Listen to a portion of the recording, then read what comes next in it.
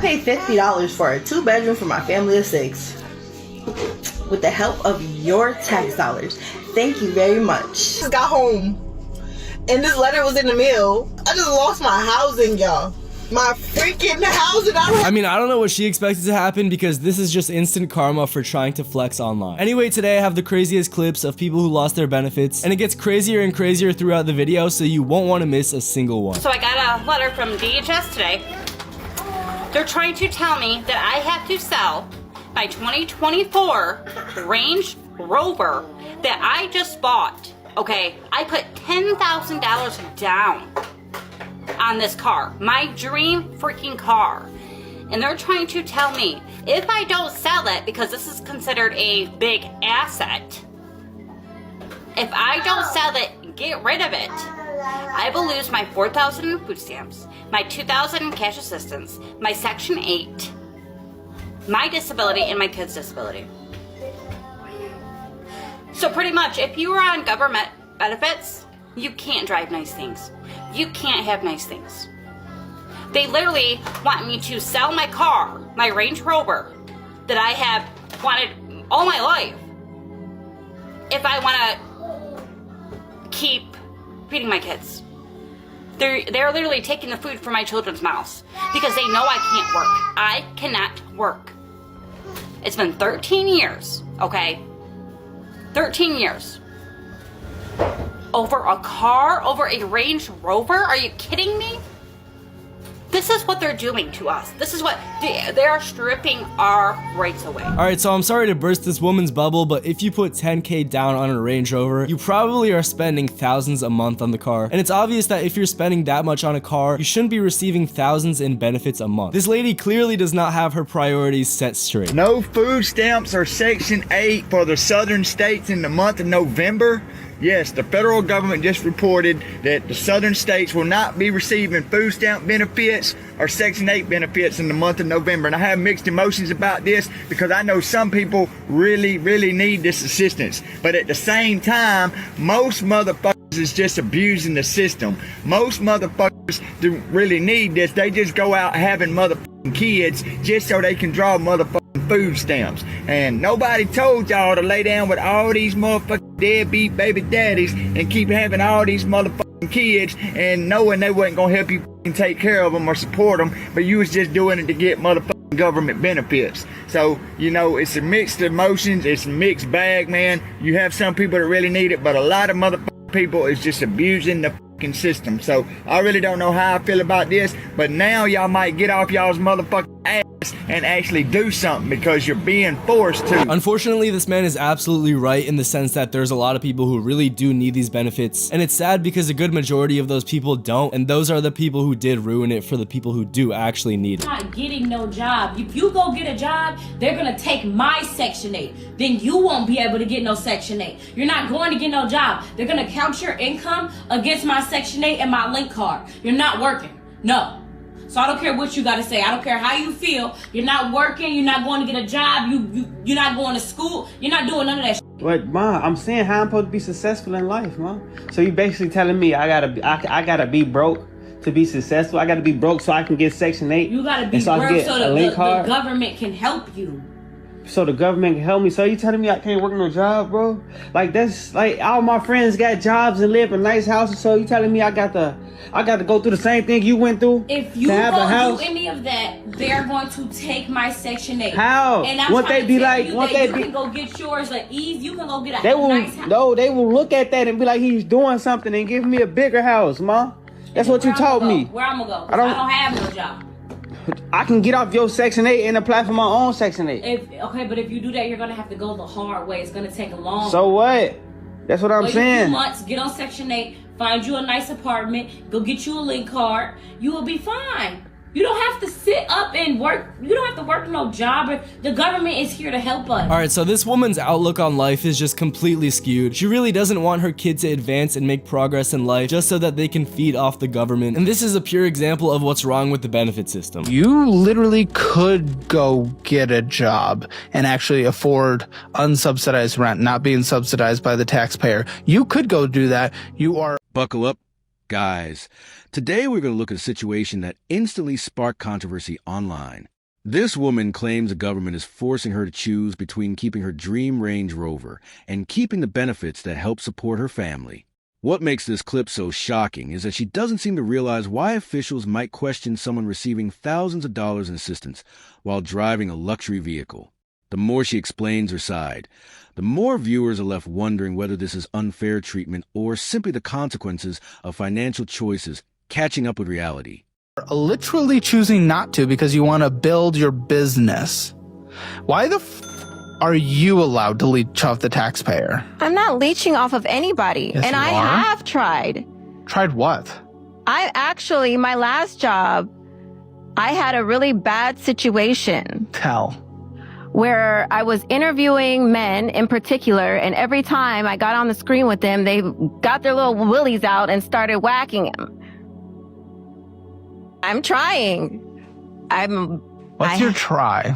I have plans on finding a job. And this is just another prime example of what's wrong with the benefit system. People who clearly could go get a job and then ruin it for everyone else who actually need the benefits. And the fact that she says she has plans of getting a job is really weird, because why haven't you gotten a job yet? So I went grocery shopping today, and for the first time ever, I had to use my debit card instead of my EBT card. It was honestly a humbling experience. You know how hard it was to actually have to pay attention to the prices? What was new to me as well was having to actually look at the prices. So before, I used to be able to just grab it and throw it in the cart, random it, things that I need, things that I don't need, I just throw it in the cart. But now I have to actually pay attention to the prices. And I honestly didn't realize how expensive it was. Budgeting really sucks. So now, instead of being able to buy cookies and chips and candy and sodas, now I actually have to buy food. I can't be buying snacks anymore. No more name brand stuff. Everything has to be great value. You wanna know how much these were? $1.98. No more Doritos, no more Fritos, no more, none of that. But like I said, very, very humbling experience, you know? Now I gotta get used to budgeting and buying things that I actually need. I mean, yeah, I think this woman explained it perfectly. All she has to do is get used to budgeting and actually home cooking her own meals that are way healthier anyway. I actually don't see the downside in anything that she just said. If anything, it's a blessing. What's the average rent somebody's gonna have to pay here if they're not on Section 8? For a 2-bedroom apartment, it will be $3,500. And do you think Section 8 kind of incentivizes people to stay poor, that way they can stay inside of the brackets to get the cheap housing? I would say so. It got to be another way. I'll say so. But however, we need Section 8 to survive. Otherwise, how can we do it? And if we make certain amount of money, a little bit of money, more money, then we don't get that support. Yes. And it's hard. It's kind of like twisted, because if you do well, then you're going to be paying more. But if you That's do, crazy. if you pay, I have a make bachelor's less. degree in clinical psychology. If I go to work, a regular job, I won't be getting any help. I could only come out here whenever I got a little time to make extra money to survive. What's a good day of business like out here? I'm not gonna respond to that. No, we can't do that for taxes, right? Huh? We can't do that for taxes. No, All right, guys, this next moment takes the conversation to an entirely different level. Instead of encouraging her son to build a future through education, work, and independence, this mother appears focused on preserving government assistance at all costs. As the son questions how he is supposed to succeed in life, the answers he receives are both surprising and frustrating.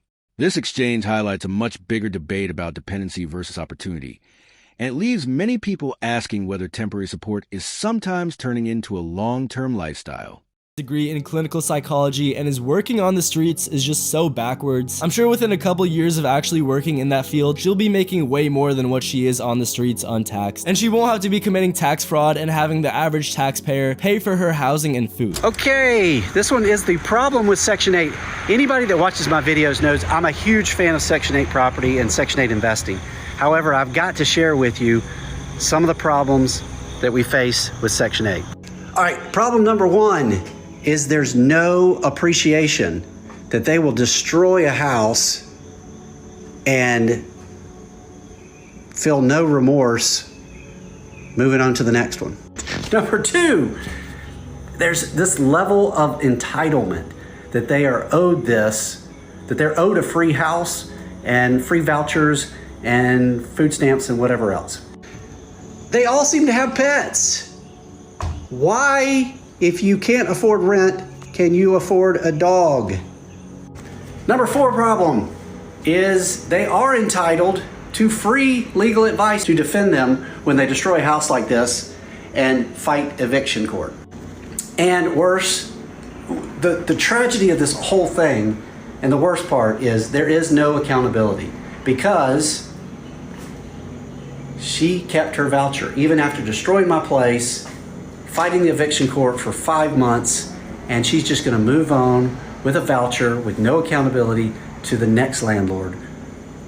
It's a crime. Alright, so you might not like landlords, but the reality is that most landlords are just like this guy in the sense that they own 1 or 2 properties and they're from a small family. So not only does this hurt small businesses, but this also screws over the average taxpayer because they're just abusing the funds. Go get a job. Work 40 hours a week, 9 to 5. I don't want to. There it is. Government, Kansas, Missouri, take away her food stamps right now. Did you just hear that? Take them away. I'm not even kidding. I will You say, don't want to? F you. That no, is not I really a choice. Don't want to. Huh? I don't want to. Then that is not fair. That is not a choice. Subsidies should be there and even more for those who cannot. You can, and you're choosing not to because you do not want to. And I knew the more and more I pushed on it, we would find out that you're doing this because you want to. Straight up, not because you can. Using ADHD and autism? Yes. Is he able to communicate with other people? Yes. Okay, then I don't want to hear it. Maybe. They're all getting diagnosed with this. If he's able to communicate with people and he's able to do things, and you're right, he probably didn't need the accommodations that you're thinking based on everything you're telling us. The more information is unlocked, the more we're finding out he could probably just go to school. Well, he is back in regular school now because he was missing things that should have been taught when he was in kindergarten and first Who grade. would have fucking thought? And we needed help filling those holes. Well, you would make more money, by the way, getting a babysitter that could watch 2 hours between school and you getting home. And you going and actually making money like a fucking adult. 31? What a joke. I know. It's crazy how throughout this whole interview, she's laughing and smiling like it's a joke. And the fact that she's 31 and acting like this is insane. And of course, this is just horrible disrespect to the average taxpayer subsidizing everything that she gets from the government. Okay, so it's on the CNN News. So the month of November, they told all the southern states to hold back Section 8 and their EBT benefits, okay? So that means that no Thanksgiving and no Christmas, okay? So therefore, you know what? Whoop-de-doo, okay? Whoop-de-doo. Because let me tell you something, American people. It was only supposed to have been a temporary thing, okay? I'm hearing people all up on this internet here talking about what they're gonna do. They was getting $4,200 a month. Oh, what they was gonna do? They was getting $1,200 a month in food stamps. But they all on iPhones. You're on iPhones, you're on Android. That's a luxury, okay? To the government, that's a luxury, okay? To the government, you're not supposed to have cable, okay? To the government, there's a lot of things that was not prioritized right on Section 8, because Section 8, was supposed to be on it for 20 years, okay? To get food stamps, was supposed to get food stamps for 17 years. I hear one lady said that she had 1 child starting on it, but she got 6. How did you do that?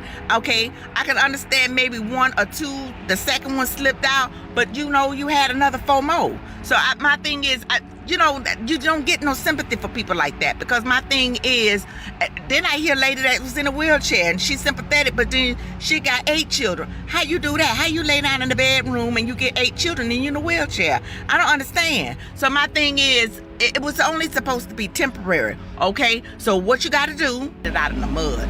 Some of us... Buckle up, guys, because this is where things start getting even more revealing. We hear firsthand how some benefit programs can create what many call a poverty trap, where earning more money can actually mean losing valuable assistance. Then the discussion shifts to a landlord sharing experiences with damaged property, entitlement, and a lack of accountability. Whether you agree or disagree with these perspectives, this section exposes the complicated reality behind government aid and why the topic continues to divide opinions.